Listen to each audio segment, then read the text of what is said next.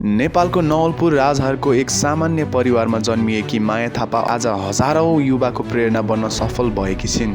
पहिला सरकारी टिचिङ सेक्टरमा कार्यरत रहँदै अरूलाई ज्ञान वितरण गर्ने यो महिला आज स्वास्थ्य क्षेत्रमा आफूलाई समर्पित गर्दै देशकै विभिन्न कुनामा स्वास्थ्य सचेतना र आत्मनिर्भरता फैलाइरहेकी छिन्। अहिले उहाँ बुटवलमा बस्दै personal development visionary entrepreneur private limited मार्फत स्वास्थ्य स्वावलम्बन र आत्मविकासको मिसनमा लागिरहेकी छिन्। आज उहाँ गर्वका साथ भन्नुहुन्छ, म ग्लोबल ओरियन्स नेपालमा काम गरेर न केवल आफ्नो जीवन परिवर्तन गरिरहेको छु, बरु अरू युवाहरूलाई पनि परिवर्तनको बाटो देखाउँदैछु। मैले सिकेको कुराहरू के हो भने यदि इच्छा, लगन र सकारात्मक सोच छ भने नेपालमै पनि असम्भव केही छैन। के आफू सक्षम भएर आत्मनिर्भर बन्नु अपराध हो? के अरूलाई पनि आत्मनिर्भर बनाउने प्रयास गर्नु गलत हो? पक्कै होइन। यो त देशप्रेमको साँचो प्रमाण हो। आज ग्लोबल ओरियन्स नेपालले हजारौं युवाहरूलाई अवसर दिएको छ।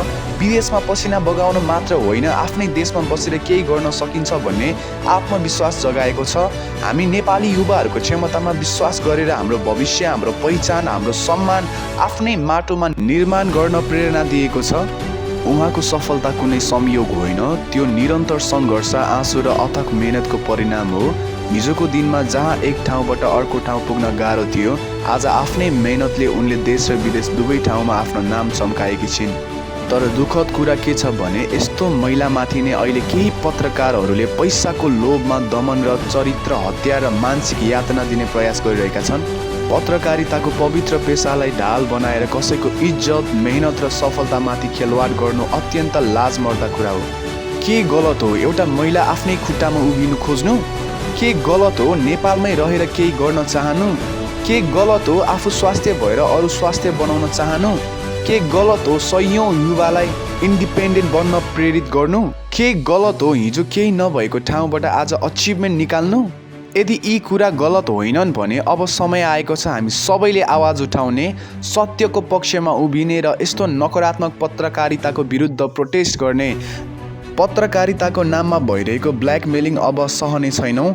एउटा निर्दोष महिला जसले आफ्नो सपना साकार पार्ने अठोटका साथ इमान्दारीपूर्वक अफिसमा काम गरिरहेकी थिइन्, उनको मेहनत, आत्मसम्मान र प्रतिष्ठामाथि यस्ता अनैतिक पत्रकारहरूले आक्रमण गर्न थालेका छन्। समाजमा राम्रो काम गरेर आत्मनिर्भर बन्न खोज्ने महिलाको मनोबल तोड्न, उनको इज्जत र मेहनतमाथि दाग लगाउन र विभिन्न युट्युब च्यानल र फेसबुक जस्ता सामाजिक सञ्जालहरूमा झुटो, मनगढन्त र चरित्र हत्या गर्ने न्युजहरू हालेर ब्ल्याकमेल गर्ने काम गर्नु पत्रकारिता होइन।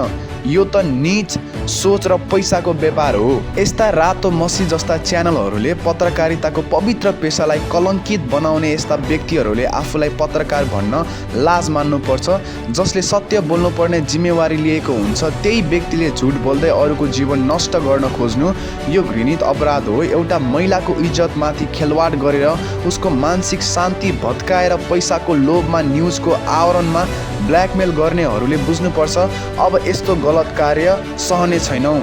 चरित्र हत्या गरेर 4 लाख मागेर पनि खुल्ला साथ आज कन्फिडेन्टको साथमा बाहिर हिँडेका यी रातो मसी च्यानलका पत्रकारहरूलाई कारबाही होस्।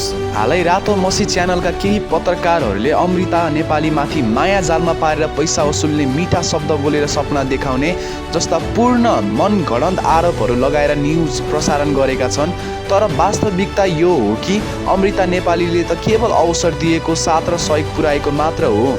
उनले कहिले कसैलाई छल्ने वा असत्य व्यवहार गर्ने काम गरेकी छैनन्। आज त्यही सहयोगलाई गलत अर्थ लगाएर पत्रकारिताको नाममा दमन, अपमान र चरित्र हत्या गर्ने प्रयास भइरहेको छ।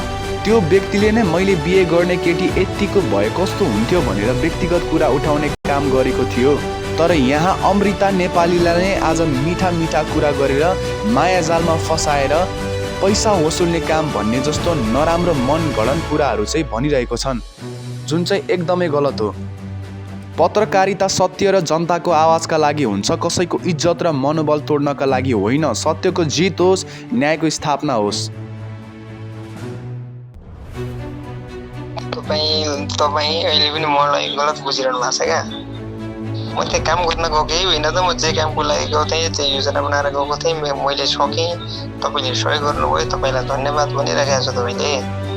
तपाईँ एउटै कुरामा बढी किन जति गर्नु भएको छ भन्ने यो त